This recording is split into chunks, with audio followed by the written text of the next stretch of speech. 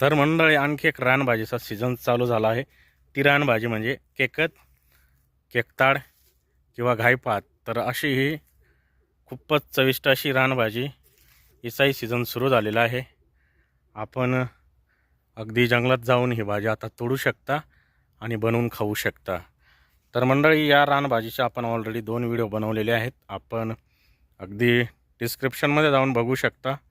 तर अशी चविष्ट रानभाजी ही आहे केकत, केकताड, घाईपात, अगावे असं इंग्रजीमध्ये तिला म्हणतात। तर खूपच चविष्ट अशी रानभाजी बनते याची। ही रानभाजी आपल्याला अगदी फेब्रुवारी ते मार्च या 2 महिन्यामध्येच मिळत असते आणि ती खूप कमी कालावधीमध्ये। हे बघा याच्यामधलं जे कोवळं कोंब आलेलं आहे, अशा कोवळ्या कोंबाची भाजी बनवली जाते।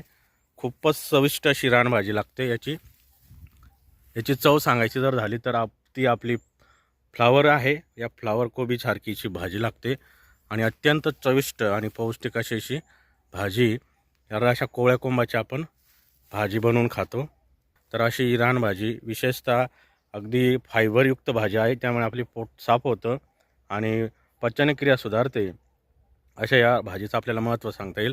आता ही भाजी कशी काढावी ते सांगतो। तर ही भाजी काढण्यासाठी असं वरचा कोवळा कोंब आहे तो असा मोडून घ्यायचा आहे। बघा असा कोवळा कोंब आपण मोडून घेतलं या भाजीचं।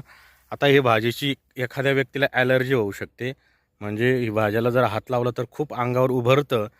अशा व्यक्तीने ही भाजी खाऊ नये, कारण ॲलर्जी असेल तर पोटामध्ये उभरण्याची शक्यता आहे, खूप खाज होण्याची शक्यता आहे। अशा व्यक्तीने ही भाजी टाळावी। तर अशी याची रानभाजी आपल्याकडे कशी बनवून खाता किंवा नाही हे कॉमेंट सेक्शनमध्ये कळवावं। आणि खूपच चविष्ट अशी ही रानभाजी आपण देखील आवर्जून एकदा तरी ट्राय करा। अशा या रानभाजीसाठी एक लाईक, शेअर आणि सबस्क्राईब करायला विसरू नका।